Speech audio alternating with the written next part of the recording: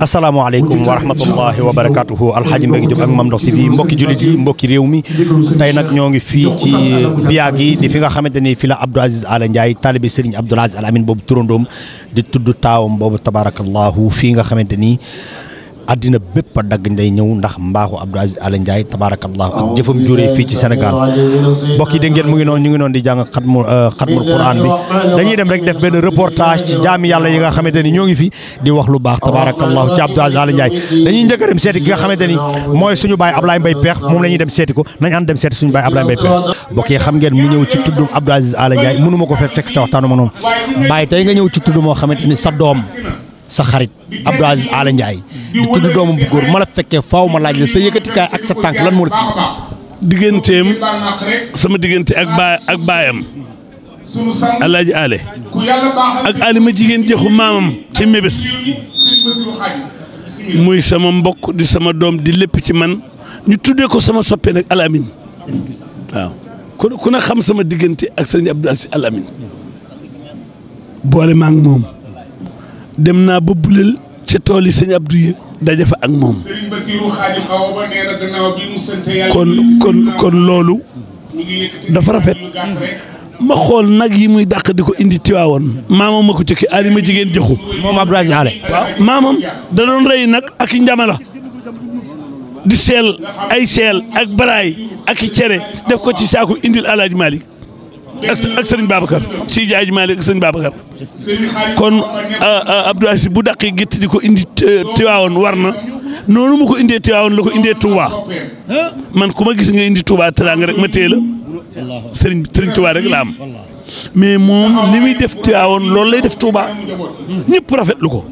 kon soo amee bis yokk xeetu yonent bi daañu ñëw du ngénte lu ne nag la ñuy dem yow mi déedéet ngénte lu la invité rek nga dem xalaat mukk ci àddina xalaatuma ko mu ne am na géwél yoo xamante ni ngénte lu ñu dégg dem ki ma jox lim ma jox daf maa regg ki lay jox lim ma jox daf maa regg mënuma koo jeexal muy Serigne Touba moo tax ma am kontaan ci ñëw am kontaan nag sama digg ak yow léeg-léeg sama xarit ay dañ may wax ne ma waaw yaag sa waay kañ ngeen di def émission billaahi ñu bare koy laaj kon nag dégg naa ci ñëw bi nga ñëw waaye dafa mel nii sa dëkk bu tedd ba Peex am na looy waajal waaw le 12 avril ñu ngi waajal màggalu Peex mooy bis bi sëñ Mahmoud Mbegere indee sëñ Touba Peex ak Mahmoud Mbegere moo indi sëñ Touba Peex bis boobu nag la ñuy màggal ma di ci invité Sénégal yëpp waaye rawatina nag sama soppe Serigne Habib bu Serigne Cheikh Tidiane Sy gis naa nga defal ko lu rëy barke la ma defal a gën a rëy Serigne Habib waaxoog tànkam dugg sama kër loolu rëy na sol dàllam ñëw ba sa biir kër doy na loolu Serigne Cheikh Ahmed Tidiane Sall Maktoum surtout sëñ Babacar Sy kooku loo am tere la ko jar na lu ko le 12 boobu nag dama koy invité Peex moom sëñ Cheikh moom sëñ Habib mu sëñ Habib ci boppam mooy invité d'honneur bi waaw ndax xam nga ne fas wi nga may benn la yaayoo na lu ko su ma amoon keroog avion jox ko doomi Serigne Cheikh Ahmed Tidiane Sy surtout Abdoulaye Wali ma taxuma borom dee ndekk li ci jaxaaw ma baag maamu dari